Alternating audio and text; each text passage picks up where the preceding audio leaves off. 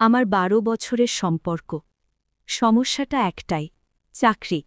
সে সরকারি চাকরির জন্য ৭-৮ বছর ধরে চেষ্টা করছে। আমি সে আমার বয়সী ভেবে তাকে সময় দিয়েছি। সে কখনো আমাকে ঠকায়নি। এতদিন বাড়িতে বলিনি কারণ সে মনে করত চাকরি না করে বললে সম্মান থাকে না। গত বছর আমি জোর করেই বাড়িতে বলি, ২ বাড়ির কথাও হয়। আমার বাড়ি থেকে বলা হয়েছে যে কোনো প্রাইভেট চাকরি খোঁজার কথা। সে বলে সে খুঁজছে, আমিও পাঠাচ্ছি, কিন্তু সে ফুল টাইম অফিস করতে চায় না।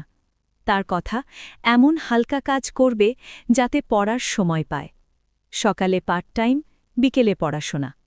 কিন্তু তার মনের মতো কিছু পাচ্ছে না বলে কিছুই করছে না। এই নিয়ে আমাদের মধ্যে খুব ঝামেলা হচ্ছে। বাড়িতে বিয়ের চাপ, চারদিক থেকে প্রশ্ন, বিয়ে কবে? মা, বাবা, আত্মীয়, অফিস সব জায়গায় এক কথা শুনছি। মানসিকভাবে খুব ভেঙে পড়ছি।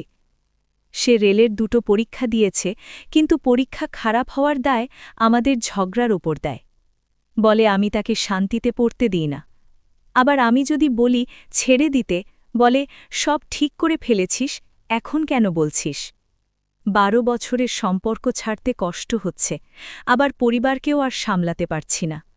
সামনে বোনের বিয়ে আছে, এই সবের মধ্যে ভীষণ ভয় লাগছে। সে বলছে তার এই কাজ, মানে পড়ানো আর ওই পার্ট টাইম এই কাজটা করে সে গোটা সংসারই সামলে নেবে, আর সাথে যেমন এক্সাম দিচ্ছিল সেটা দেবে। কি করব বুঝতে পারছি না।